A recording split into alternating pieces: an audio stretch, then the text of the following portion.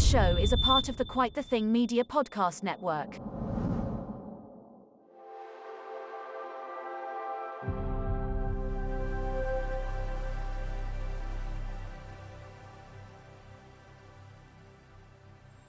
Hello and welcome to episode Z of the Gamers Watch podcast. It's episode 26, season 2, episode 10, covering all of the bases there. Welcome to the show. My name is Harry, and as always, I'm joined by my co-host Shaun. Hey. Lords of Gaming featured writer Shaun the Sheriff. I think I'll introduce you as from now on. I like that. How you doing, Shaun? I'm doing good. I'm Good. watching football while recording a podcast. And you currently have about 700 articles featured on lordsofgaming.net, so it's quite good. I've been typing away. My fingers are now just stubs. Yeah, you've just got bloody stumps for knuckles. It's been really good to see some of your work up there. So for everybody who doesn't know, Shaun is now a writer for Lords of Gaming. He's had PS5, Nintendo Switch, OLED, and a couple of Xbox articles go up recently. So yeah, it's exciting times for Shaun the Sheriff over here. As always, we just want to say to all of our listeners, if you do enjoy this show, or even if you don't, share it anyway. This week we are going to say share it with your florist. I'm just saying that because I'm looking at some flowers. Share it with your florist this week. Give us a follow on Twitter. We are at GamersWatchCast, and you can follow us on Facebook and Instagram, but we never use them. And leave us a review on your chosen platform if it allows you to. Things like Spotify, for some reason, don't allow you to, but our 2 different Apple podcast listings will allow you to. And what else have I forgotten, Shaun? To buy our bloody merch. Buy our bloody merch. I'm actually wearing our merch right now, and Bleep has also got some merch, and doesn't he look cute in it? His little face. A little tinker. So yeah, we love everybody that listens. We really would like to sort of like build on this a little bit more. Love you more if you buy our merch. We'll love you so much if you buy our bloody merch. But I we saw a bit of growth today that put things into perspective, didn't we, Shaun?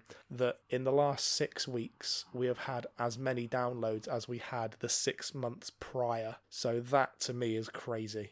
Absolutely insane. Absolutely insane. Now, let's move on to a little bit of Xbox news. Xbox news is brought to you by absolutely nobody. So let's talk about some games that are joining soon that I found from the official Xbox website, because that is where I will be going from now on to view everything Xbox. You mean you didn't find them on lordsofgaming.net? I didn't know that they were on lordsofgaming.net. Yeah, I done the article on them. Did you? Mm-hmm. Yeah, it was today. I didn't see that one. I saw your PS Now. Yeah, that was listings last night, I think it was. Ah, right, okay. So, sorry. I saw this on lordsofgaming.net. Yeah. Sorry. Xbox news brought to you by lordsofgaming.net. There we go. Can we say that yet? Well, you just did. Fuck it, you yeah. just did. So, Shaun, do you want to run through a few of the games that are joining Xbox Game Pass over the next couple of days? Yes. The first one of which, by the way, is huge because it means that they're actively updating the blades to be Series X blades on cloud. Yeah, I'll save that one for last because I imagine we'll talk about that one for a little bit. But that just ruined my segment. So, cheers, Shaun. Okay. So the one that you'll talk about last, XYZ. I'll go for it first then. No. I've just said the one that I just said. The one that I say last, Shaun. What? So say it last. You're saying that one last. What, the big one? Yes. Okay. Fucking just get on with it, Shaun. All right. Dragon Quest Builders 2, go. Dragon's Quest Builders 2 is coming to the cloud. Because I think it's already on Game Pass for it is indeed on console and PC. I believe it's on right. PC. Yes. Yeah, and then we've also got UFC 4, which is coming via EA Play. So if you have Game Pass PC or Game Pass Ultimate, you'll be able to get that. And then Bloodroots, which is through the Indie ID at Xbox program. Yes. And also Tropico 6 and Farming Sim 19 on all the platforms, so PC, console, and cloud. And then... So what's the big one, Shaun? The big one is The Medium is coming to Xbox Cloud Gaming on July 8th, 9th, I think. Yeah, July 9th, which does mean that they are now updating the Xbox blades to the Series X S Yes, hardware. the medium so was really not cool. available on Xbox One. No, so that will mean faster loading times and smoother gaming on the cloud, which I think is awesome. Mm-hmm. Yeah, higher Very fidelity, exciting. better frame rates. Yeah, All the bells that'll and be whistles. really cool. Very excited to try the medium. To see how well that game does run via the cloud. That will be an interesting one. Yes. The next bit of news I'm quite excited about, because I was a big fan of this growing up, is that apparently there are rumours that ID Software and Machine Games are collaborating on a Quake reboot for Xbox. So I think that is quite cool, because there aren't many Twitch shooters other than really Doom on the Xbox, and for me, Quake is the pinnacle, I would say, of PC online gaming, and so to bring that to the console, I think is pretty spectacular. See, I never played a Quake game really. I played the demo of one on a 360, I think it was. I can't remember what it was called. Was it Quake Wars, maybe? Yes, it would have been. But yeah, because I've just never been a fan of Twitch shooters, because I've just been absolutely terrible for them. So I was never really a fan of them. I only really liked Quake itself because I used to play it in a LAN party at school with some friends. And much like anything, couch co-op is always superior to online multiplayer. So yeah, really, really exciting times. Maybe with the integration of the Ethernet port on the OLED Switch, maybe they're going to bring Quake to there as well. What a selling point. Can we just say now how deflating the reveal of the new Switch was, personally, because it's got a screen. Yeah, it's only really worth getting if it's one... the same battery. It's got a bit more memory. It's still got Joy-Con drift. It only seems worth getting if, one, you play your Switch basically in handheld or tabletop the whole time, and two, you don't already own a Switch. Yeah, which I think there are villages in Mogadishu that have Switches. And also, the whole, the main focus of it seems to be for handheld and tabletop with the new screen and audio speakers and that. Slap a LAN port on. But isn't that what the Switch Lite was for? Yes. So they're basically going to put the two models in direct competition of each other. Pretty much, yeah. But Shaun, for all those competitive gaming nights that you spend on your Switch, you can now plug it in via Ethernet and then slightly adjust the angle of the screen. It's about damn time. So why wouldn't you want to pay the same amount of money as a Series S with 6 months of Game Pass? Yeah. The only thing I'm glad of is they didn't go too far with the spec upgrades, so we didn't end up with the same situation as the new Nintendo 3DS, where some games had to be exclusive to it because the original 3DS wasn't powerful enough, basically. Yeah, so it was sort of a swing and a miss, but they just slightly tipped it. It was basically, they had the 3DS mid-generation refreshes, completely swung and miss, and then they were basically like, oh, maybe I'm right-handed. Let's do half of that. Maybe I'm right-handed instead of left, and then they just swung and missed again. Yeah. Should we talk about a bit more Xbox news? Whiffed it. Yeah. They whiffed it. Well, someone who absolutely doesn't whiff it is Phil Spencer. Look at that for a segue. Shaun, talk about Phil Spencer for a second. He had an interview with IGN for their, I'm going to get this wrong again, 500th episode of Podcast Unlocked, I believe. It absolutely was. Hey, and in it... Which is actually partnered with GPN. Don't tell IGN, though, they don't know that yet. Carry on, Shaun. Okay. So is Phil Spencer. Might have to cut that out. Because he tweeted them. Oh, yeah. Phil Spencer's partnered with them. Yeah. Basically, they own Xbox now. It's amazing.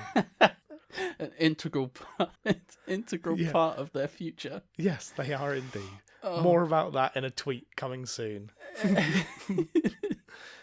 Talk about Phil Spencer, Shaun. On Podcast Unlocked, Phil Spencer was talking about Halo Infinite, and he said that Infinite will not make or break the franchise, and that Halo will be here 10 years from now, regardless of how Infinite is received, which I think could be one of the most obvious news of the week. A lot of people have taken that and they've said that means that Phil Spencer he doesn't trust Halo anymore. And it's like, no, he's just saying that he doesn't care about Metacritic scores, and Halo has a big part to play in the future of Xbox, regardless of whether it gets review bombed or not. Yeah, Halo's going to be around for yonks. Yeah. Regardless of how you feel about Infinite. Even it could be amazing, in which case obviously there'll be more, or it could be terrible, but it's one of their leading franchises, so there'll still be more.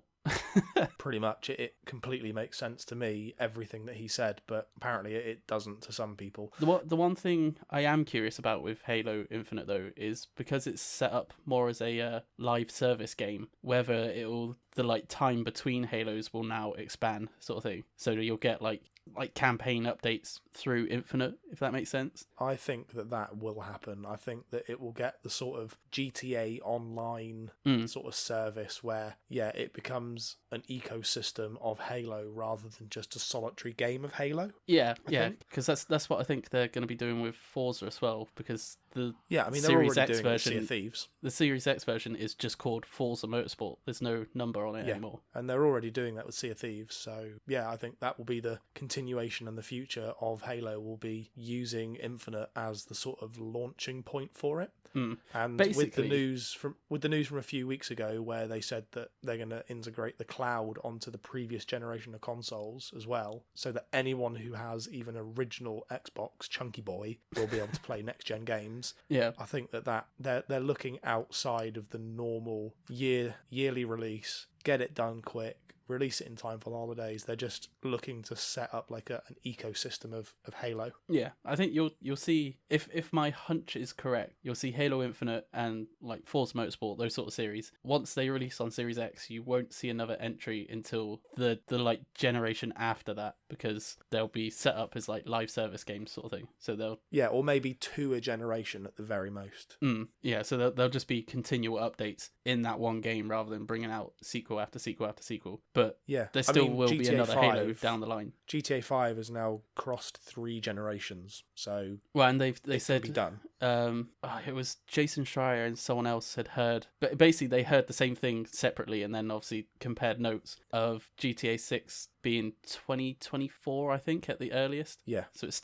still 3 years away. Yeah. So for me, it just shows that Xbox are committed to Halo being an integral part, whether or not it launches and breaks the world. Yeah. Yeah. Should we talk about one little bit more of exciting Xbox news that I'm not really that bothered about because I don't like many of his games? You're in the same boat as me then. Yeah, I just don't... Yeah, he's all right, but whatever. Made a couple of good games back in the old PS1 and PS2 games, PS2 days. Hideo Kojima has signed a letter of intent to make a cloud-based game with Xbox in the future, and I'm whelmed by that news. I'm neither under or over. I am just whelmed. It is what it is. I'm more excited or curious, I should say, about the fact that the Xbox is planning a sort of like cloud-based game. So like cloud only. I'm more curious about that fact than it being Hideo Kojima. Yeah, definitely. I like Metal Gear Solid 1, 2 and 3. I don't care about Silent Hills. I don't really understand Death Stranding. You just walk around with a papoose while weird cloud monsters try and kill you as you go for a stroll across the moors. Don't really get it. I'm just a bit whelmed, is what it is. I mean, cool. what can I say? Okay. Yeah, I'm interested, but it's more the cloud-based only premise that's interesting me more than it being Hideo Kojima. Yeah, but absolutely. I'll obviously check it out still, because it will be free with my Game Pass subscription. Yes, it will. It will indeed. So yeah, a little bit hit and miss on the old Xbox news this week. Some exciting stuff, some cool stuff, and some very whelming stuff. Shall we move on to the Community Day, Shaun? Yes. So the Community Day we do every 2 weeks. We do it on a Sunday, and it's just a nice time where we can get sort of our followers and our listeners to get together and sort of pitch the future of the next episode. So it gives us basically content for free, but we don't tell everyone they'll be famous. Well, we say to them if our community day segment gets popular enough, then we might give them a profit share scheme. But yes, yeah, it's an inverse funnel is what I like to call it.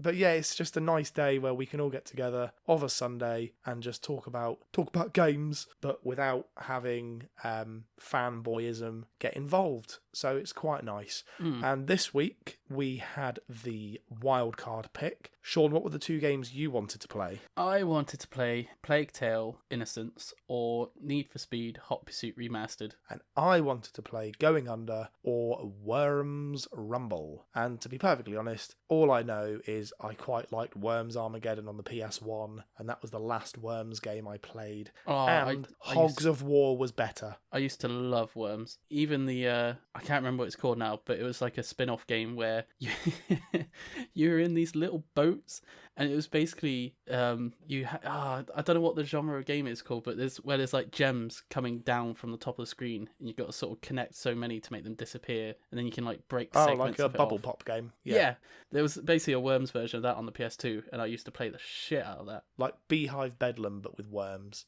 Well, we're going to play some more Worms, aren't we? We are indeed, because your game won again. Worms Rumble got 44% of the vote, and my Christ, I hope it's better than the one that we just played. We'll talk about that in about 15 minutes, don't worry. But yeah, Worms Rumble got 44%, Plague Tale got 33%, and then Going Under and Need for Speed Hot Pursuit Remaster both got 11%. And to be perfectly honest, I'm a little bit disappointed because I wanted to play Plague Tale. Should have put some worse games up to vote against it then. Yeah, I know. Well, I tried that last week and that game won, so...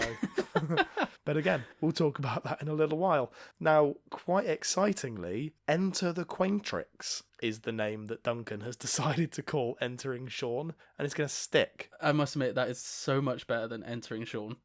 I mean, I still quite like Entering Shaun, yeah, but it does Enter sting the after a while. Quaintrix. Enter the Quaintrix is amazing. So we'll get Shaun in an overcoat with some really tacky, like, dollar store sunglasses, and we will edit him to make him look like Neo, all right? Don't worry, Shaun's already working on it. But, Shaun, Gaia, smash hit. What a success. 94.4% of the people that voted in some way or other said that they would play that game. I can't believe it. Makes me think, what the fuck were the 5.6% listening to? And also, who was the one fucker that said awful, just awful? I don't know, Shaun. It I wasn't wonder. me. It actually wasn't me. Although there was someone that actually said they would pay $70 for it, so that was pretty cool. But I don't know if they were taking the piss a little bit. And that, of course, was not me. No, that definitely wasn't me. 95% of the people that voted said they would play Gaia, so it looks like so far that's the best one. And tune in next week when we enter the Quaintrix again with another smash hit, I'm sure, Shaun. No pressure. Yeah, I'll have to dig deep into the archives. Although, Paul wants to hear more about Sir Crabbington, so I might use him. Yeah, all right. Well, spoiler alert, we'll talk about Sir Crabbington Seaworthy next week. He'll never be gone forever. That fucking crab. To be honest, you can never really truly get rid of crabs, so trust me on that one. Not at all. Now, the last little part of the community today was we had to replace Twidiots because Crap Gamer is just the dumbest person on Twitter. And so, Shaun, you asked people to say what their most impactful Game Pass titles were. Your game was what, Shaun? Well, Enter the Quaintrix was what replaced Twidiots. Was it? Yeah, we always have a community topic. Oh, I'm dumb. But I'm really dumb. I just want to say as well, I need to apologise because obviously when I'm doing all the graphics and that for all the posts through the week and the community day posts, I usually put like little examples sort of thing on the community topic, and apparently my examples of Back for Blood and Viva Pinata were not good examples of impactful Game Pass games, so I need to apologise for that first. Yeah, you did cause a little bit of quaint fusion there, so wow. Yeah, apologies to the one person who got a little bit confused. But Shaun, I just remember staring at the screen. I read the comment saying they're really bad options, by the way, and I just looked up again at Viva Pinata for about 10 seconds and was like, obviously how? That's not real. No shit. Viva Pinata. Also, Shaun, just some good news. Phil Spencer, in that interview with IGN sponsored by GPN, did say that he wants to make more family-friendly games. So there could be a Viva Pinata 3 maybe in 10 years. They still own Rare, so get them to fucking make it. Yep. Yeah, it won't be for a while because Rare making Avowed, aren't they? Yeah, they are making Avowed, and that's going to be a long time because they've had to remake the entire thing. Yeah, I saw that. But Shaun, what was your most impactful game that's been put onto Game Pass? Personally for me, and I had to have a little think, it's not a game I enjoyed, and I don't think it's not like a game that everyone would enjoy, but thinking about the impact it had, I had to choose it, and that's MLB The Show. And the reason is because it's a Sony interactive entertainment game, and if that can make it onto Game Pass, then the possibilities are endless for what can make it onto Game Pass in the future. God of War, just saying it now. Yeah, I think that is a very good shout. Now, really weirdly, Shaun, I don't like baseball, right? I've tried a few times to get into it. However, I love watching baseball on YouTube, and I don't know why. I actually don't mind watching baseball. I tried, it was quite a few years ago, I tried watching it, and I didn't mind it too bad, to be honest. It was just the time difference. My entire YouTube homepage is just dedicated to baseball clips at this point, and I don't know why. There's an account called Baseball Doesn't Exist, and it just talks about really random, like, strange stories to do with baseball, like a little league team that was basically like a group of 16-year-olds from some random town in Vietnam, or like why everyone hates Jose Canseco, and I just can't stop watching these videos. And so yeah, my YouTube algorithm is now just baseball, Xbox Game Pass baseball, and it's a bit of a mess. And then every now and again it'll just be like Hey Dougie or Peppa Pig, because I've got to distract Theo sometimes. It's a very, very strange algorithm. That computer must look at my search history and think, what the fuck is this maniac doing? That is an odd mix. But yeah, MLB The Show is a good shout. My most impactful game is Forza Horizon 4, purely just because of the absolute quality of that game. It proved to me that games of real substance would be coming to the platform. I know that racing games aren't for everybody, but they should be. And Forza Horizon 4 for me is possibly one of the greatest racing games ever made. And so to have that as part of this service, for me, showed Xbox's commitment to improving their first party titles and bringing better games to Game Pass. Because I remember when it launched, it was a stinker of a service. So yeah, that was my pick. Fair enough. Now, Bleep, he picked Outriders. He picked Outriders because it's a third-party title whose developers have stated that being on the service was a huge benefit to them. So that was a good shout. Also because the size of the publisher, Square Enix, like a company that big, launching their game day and date on the service as well. Who had timed exclusives with Sony already. Now, another one of the options that I saw was Sea of Thieves, for allowing Xbox and PC gamers to relive the game after its tricky launch. And also, it also allowed the community to stay active and engaged. It also was the first party title to launch day and date on the service. Yes, it was. And I tell you what, Shaun, it was a stinker when it launched, wasn't it? Oh, fuck it. Well, we really liked it for the first 2 days, I'd say, and then we realised that we'd done everything. Yeah, we realised that we were just eating bananas and shooting skeletons. It wasn't badly designed, it was just it had no content. Nothing to do. Yeah. Whereas now, oh man, that game is full of fun stuff to do. There is so much to do. That's another very good shout. One of the other games that I just need to mention is Dunk's Choice, which is Spiritfarer. Because now Dunks I've put in the notes. I've put in the notes because Dunks. But he has access to this server, so he messaged me, and I'm going to get the message up. You say what the other one was, Shaun, and I'm going to find the message. So the other one was just Bethesda. Well, it says it's just Bethesda titles. March 12th was when all the titles hit the service, showing Xbox hand with the acquisition of Bethesda. But the first game, and I know this because I've actually been researching up to do a most impactful Game Pass editions article, is Doom Eternal was the first one to launch on the service after the Bethesda acquisition was announced. So Doom Eternal / Bethesda titles. Oh man, how absolutely stunning does Doom Eternal look now on the Series X? Woof. I do. I know I've contradicted myself because I said earlier I hate Twitch shooters, but I have enjoyed the campaign of Doom with the small amount I've got to play. It's very good. Now I've got Duncan's message up. Right. I'm gonna play some somber music behind it. So I'm just gonna have to do a quick YouTube search for royalty-free sad music. Oh, no. So here we go. Just imagining what this is going to contain. Just to elaborate on the Spiritfarer pick for Game Pass, so it's not just for the bants. It was the first unknown game for me that I found via Game Pass, beyond a couple of seconds in a trailer at E3, and I just loved everything about it. I haven't kept that as a secret, and in fact it was my game of the year last year, but a 40-hour indie game, beautiful to look at, wonderful story. As an idea of what Game Pass is for me, it shows that there are some incredible gems nestled away under the big hitters. I find I overlook the Dooms and Fallouts in favour for these indie games. In it. Did he end it with in it?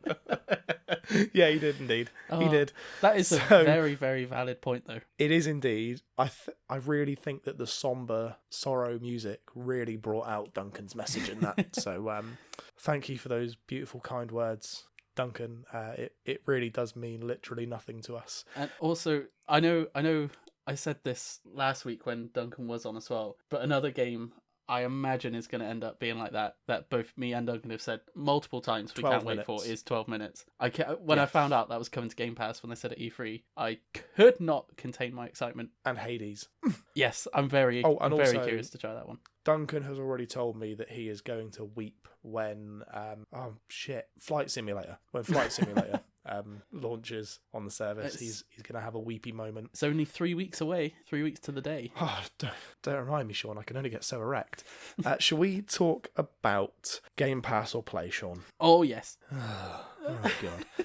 Okay, so for the Bants, because I'm the Archbishop of Banterbury and I'm a Bantosaurus Rex. Oh, God. I chose Yakuza Like a Dragon as our wildcard pick, and then everybody fucking picked it. And I looked at the gameplay trailers, I looked at the gameplay footage, I looked at some Twitch streams, and I thought, looks okay. Oh, and they can speak English, because you could localize games and not ruin them, and I'm quite excited for that. Oh, shit.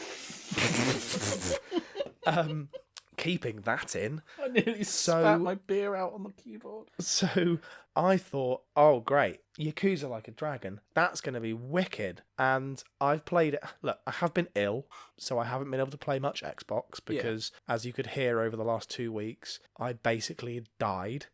However, I played it for about 4.5 hours. I'm about midway through chapter 3. Now, when I say I've played it for 4.5 hours, what I mean is I've watched about 4 hours of Yakuza cutscenes, and I've walked across the same map for about 20 minutes to get to another cutscene to have about 10 minutes of combat, and then my eyes started to bleed. So I just don't like Yakuza. I just don't get it. I don't like it. So I feel that the gameplay in the Yakuza games is only there to get you to the next cutscene. And I just think of how many games there are that integrate storytelling into gameplay, and I'm going to give the example, and I don't think you've played it, Shaun. Red Dead Redemption 2 does most of its storytelling through the gameplay, and even the cutscenes that there are for a game that is like a 50 to 60 hour game, they don't feel like they ever get in the way of playing the game. And most of Yakuza is walk for 30 seconds to get to another cutscene, to watch them prattle on about honor and he shouldn't do that. Oh, I'm going back to where I come from. And then you go to that place and then they say, oh, it's bad here. Let's walk down to the sewers. And then you get to the sewers and then you walk 20 feet, and then there's another cutscene where they say how bad things are, and then you defeat the people in that area, and then you walk through a door and it starts another cutscene, and then you finish that cutscene and have a fight with someone, and then you walk out of that room, and then there's another cutscene, and I'm fucking bored of pressing start and then skip cutscene. So, not a fan whatsoever of Yakuza Like a Dragon. I just don't get it. I don't understand why the gameplay is set up in a way that all it does is get you from one boring, asinine cutscene to another, and I don't want to ever play another Yakuza game ever again. And I uninstalled it before we started this podcast in defiance against this game. I hate it. You want to bleach Xbox Game Pass of it. It's more bearable than Yakuza 0 purely because I can understand what the fuck they're saying. But other than that, I just don't care. Fair enough. Yeah. So I'm going to let you now talk because I know you quite enjoyed it. I did. Yeah, I will agree with you on some things though. The start of the game, the opening 3 to 4 chapters are too cutscene heavy. Like, I personally didn't mind them, like watching the cutscenes and that, but I'd agree that bored the fucking tits off me. Yeah, I'd agree that they could have easily streamlined them or worked some of it into gameplay. But once it does open up in about chapter 4, I got addicted to it. I love it. Just everything about it. I like how it's this weird combination of a story that should be deadly serious, like talking about the Yakuza and the I'm trying to remember the other two factions. Bloody hell, the Komichu and the Yokohama Lumang or whatever they're called. And the Omi Alliance. It should be a deadly serious story, and yet the most ridiculous things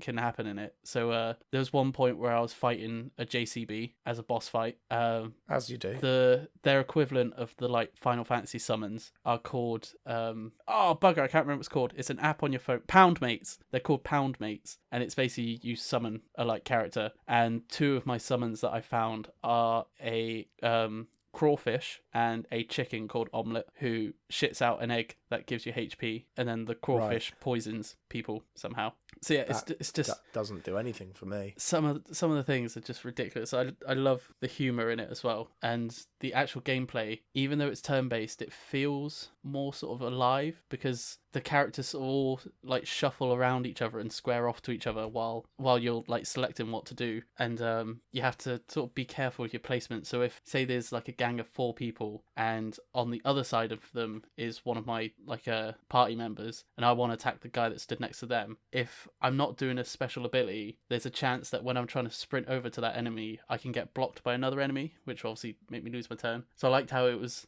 turn based, but also you had to think kind of in real time as well, because they're obviously all shuffling around, so you have to sort of time different attacks or like pick off a certain guy because the other ones are closer to one of your party members and that. So yeah. Yeah, see, I didn't realise that enemies would block you as you were like going to punch someone else. And so there's a fight that you have literally like, I don't know, like an hour and a half into the game, where you're on a rooftop and there's like an Omi Alliance boss and you like jump off a roof, and I just kept dying, and it was because I kept trying to defeat the tough guy first, and they were just getting in my way. And it doesn't tell you that's a thing. It tells you. Does it? It very much. Fuck it! I just must have. It very skipped much it then. pops up on the screen, full screen, saying people can block your attacks. Yeah, see, the problem for me is that there's so much like padding bollocks going on. There's just that I never felt like I could focus on any one thing. Yeah. I didn't like the humour. I didn't think it was a funny game at all. In fact, Ichi, is he the main character? Ichiban? Ichiban Kasuga is the main guy, yeah. Yeah. Really, really strongly dislike him. Didn't think his character was funny. Didn't like him as a person to play. You then pick up that like bad like DVLA officer. Oh yeah, the driving guy, and he was a knob and just didn't. Did you like? They were the only 2 people I had. Oh, so... you didn't get to see Namba then. He's a homeless guy that joins your party, and basically one of his special abilities is he just falls asleep on the spot on this like flattened bit of cardboard. Another one is he uses the stench of his breath to breathe through a lighter, which is like used as a flamethrower to attack people. So he's like a mage in this game. I just don't get the comedy aspect of it. Like it's trying to be It's very Japanese. Really deadly serious. Yeah, but saying it's very Japanese doesn't mean it gets to just be wank and you say, oh, it's okay, it's Japanese, it's supposed to just be silly and ridiculous. No, but it's like bullshit. The humour is very Japanese humour. Well, Japanese humour is straight up not funny. So like whereas British humour is very dark but hilarious at the same time, Japanese humour is like a completely different thing. And like American humour is say anything and put a laugh track on it and it's comedy. Yeah, see, I just didn't find anything that I liked about the characters. To be honest, you couldn't tell me what was going on with the story because I just paid no attention to it. I was so absolutely bombarded with cutscenes that by the end of it, sort of like 4 hours in, I would just skip every fucking cutscene because I didn't know if it would be a 10-second cutscene just so I could walk to another door and then get another 5-minute cutscene. I just don't care about Yakuza Like a Dragon. Looks nice graphically, really nice looking game, but yeah, never want to touch it again, never want to play another Yakuza game, couldn't care less about really anything to do with it.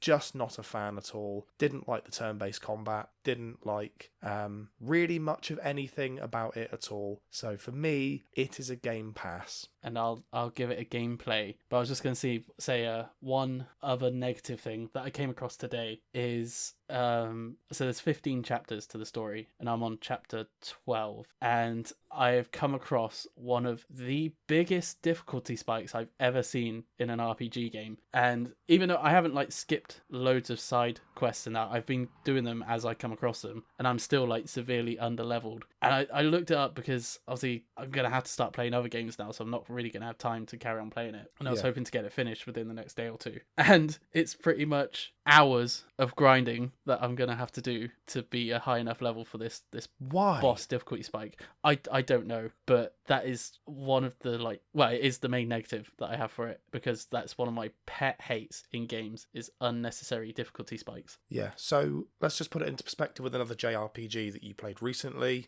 Final Fantasy X. Did you ever find at any point in that game that you had to needlessly grind your characters just to beat one boss? There was one boss I didn't have to grind for ages, but it was like probably about an hour where I had to go off and do stuff. Was that Unalesca by any chance? No, it was bugger.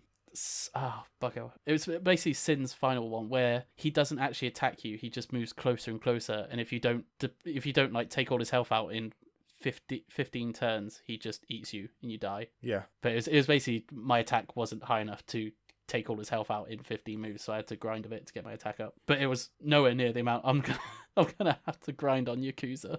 But it's really annoying because all the twists that have happened in the storyline now, I really want to play it to the end to see what happens. But can you dedicate hours and hours and hours of your life to essentially doing the same thing for no reason? No, my current plan is to now basically have a movie night where I just watch the remaining probably 5 hours worth of cutscenes just so I can see the end of the story. Got 3 chapters left. Yeah. So surely that's like 20 hours of cutscenes.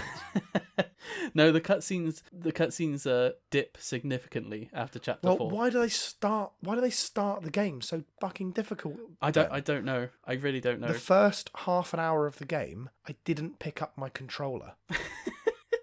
I didn't pick it up once. There is a few cutscenes later on where your controller will turn off and it will pause the cutscene and say press A on the controller sort of thing, but nowhere near as bad as the first 4 chapters. See, it's one thing that I like about me not giving a shit about the story whatsoever is I just skipped every single cutscene that I came across because I just didn't care.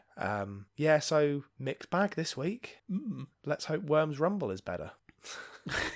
Fingers crossed. Oh, God. Worms Rumble. Game in 60 seconds. Yes. Let's go. So, Shaun, what was your clue last week? You just remembered what my clue was, didn't you? Yeah, you know it. My clue was the Jackson 5 got a bit frantic when 2 of them left. And what did Duncan say about that? You'd have to be Rain Man in order to get it. Yeah. And I then, I'm pretty sure after I said Bleep will get it in like 2 days or something. Yeah.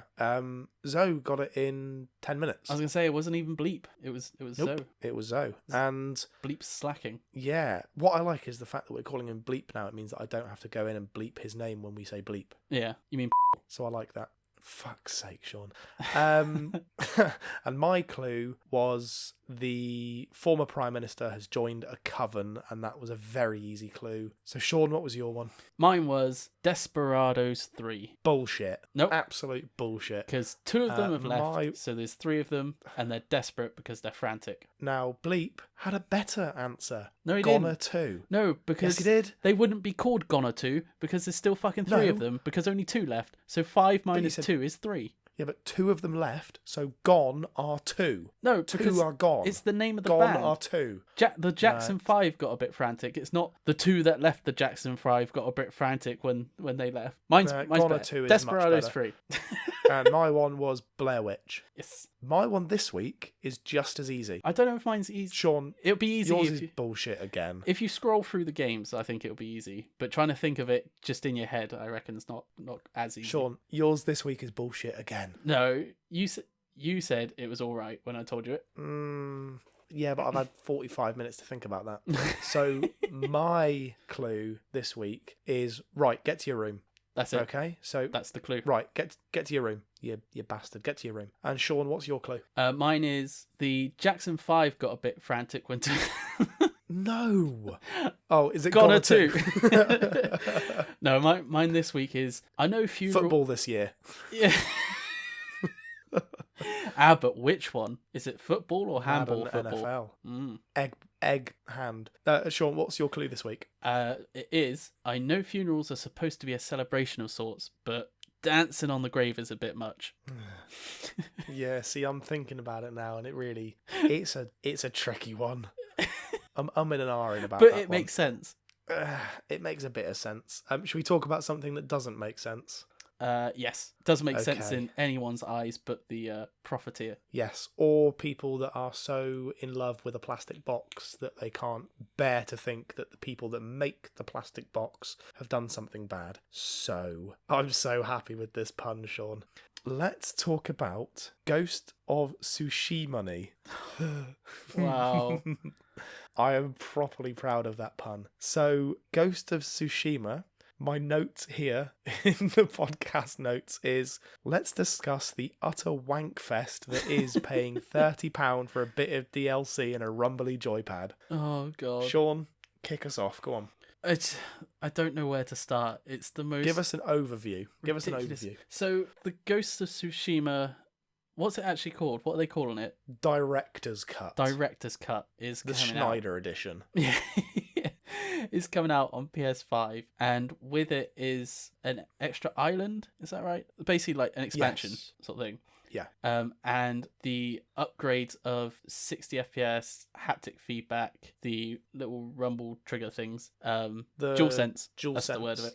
Yeah. What else am I missing out? Is there ray tracing? Yes. Ray tracing, and I feel like there's one more feature that I can't remember. I feel like there is too, but you get the gist. The Yeah. next gen upgrades that Yeah. you feel like you would get, that you've bought a £500 next generation console. Basically, to put it in like comparison, so people know what we're on about. Like the Plague Tale Innocence update that came out this week, Yes. where it's basically Very, very good got all the analogy there. flashy new features for next gen. They've just come out for Plague Tale Innocence on PS5 and Xbox Series S and X. And that was for how much money, Shaun, would you have to pay if you want to upgrade Plague Tale Innocence to the XS or the PS5 version? It costs you a whole £0. Yes, £0. If you want the upgraded version of Ghost of Tsushima, how much will that cost you? It will cost you an entire £30. £30. £30. So just so that my brain is getting this right, what Sony have done is they have locked away quality of life features for next generation players behind the premise of a DLC. Yep. Because I've seen a lot of people say that they would be happy, because don't forget this is exactly the same expansion on the PS4 that is £20, $20. So it's exactly the same expansion you get on the PS4, but without those upgrades. Costs you £20, but if you want the next generation upgrade, it's £30. So Yeah. to me, what that means is they're charging people £10 for the next generation upgrades. Yeah, pretty much. When there's already a precedent within gaming and within developers to not charge people for these next-gen upgrades. Now, to give you an idea, who is the most hated gaming company probably ever, Shaun? They make such thrilling titles as FIFA 21 and Madden NFL 21 and UFC 4. And they were also voted the worst company in America a few years ago. Don't forget that. Several times in a row. Yeah. EA. To give people an idea, when people bought FIFA 21 for their PS4 or for their Xbox One, if they then bought a Series X or a Series S, they got the upgrade for free to the Series S, the Series X, or the PS5. Yep. So that is an upgrade from the worst company in the world that wanted to charge people hundreds of pounds to play as Darth Vader in Battlefront, right?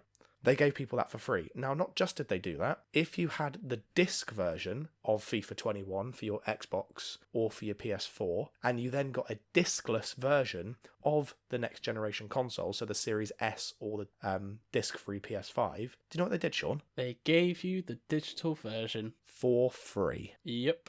So why do people just totally accept, oh, it's okay for Sony to pull my pants down because I really like Sony? It's not a good excuse to say, oh, well, it's okay though because the game's good. No, that doesn't matter. They are giving the same content to PS4 and PS5 owners of the game and then locking the next-gen features behind a £10 paywall. Yep. That ain't good. And also, it's not good. I just remembered what the other feature was. It was lip syncing for the Japanese translation or something. Wow. So they're literally hiding quality of life stuff. Sony said it's only doable because of the technology they have with the PS5 sort of thing. So it's not, that feature's not on PS4, if I remember right. Bullshit.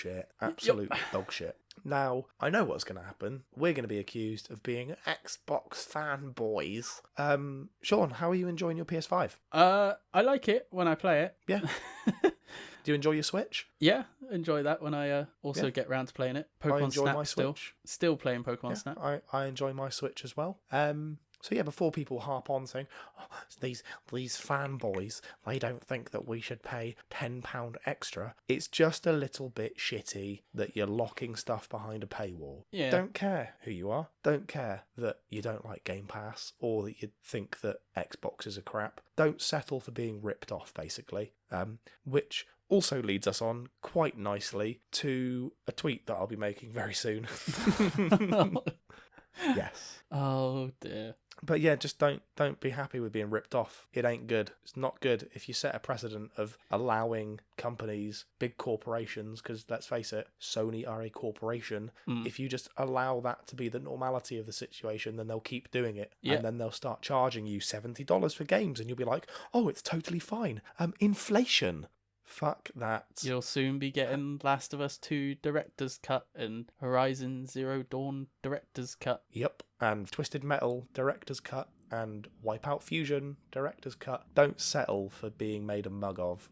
Like, we're in the middle of a pandemic. Money is tight for a lot of people. And so to just see corporate greed sort of just taking over is, it's pretty shitty. Yeah. So on that note, thank you for listening to the Gamers Watch podcast in association with absolutely nobody else, because this is our property and our project, and we would never allow anybody to make claims against it purely because they guessed it on our show. But we're also in partnership with everyone as well. Yes. At the same time. I bought a pair of Adidas shoes 3 years ago, so therefore this show is now in partnership with Adidas. Well, I got, last month for my birthday, I got the Xbox wireless headset, so we're also in partnership with Xbox themselves. Yeah, just take a picture of it.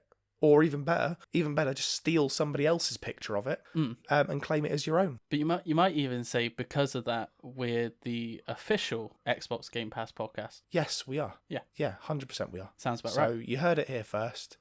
We are the official... Oh, that's got a good ring to it, Shaun. It's got who knew that if you just openly lie and bullshit to everybody, you can just get what you want? So... Keep on listening. And keep on partnering. Gaming. Keep on gaming. And absolutely fuck GP.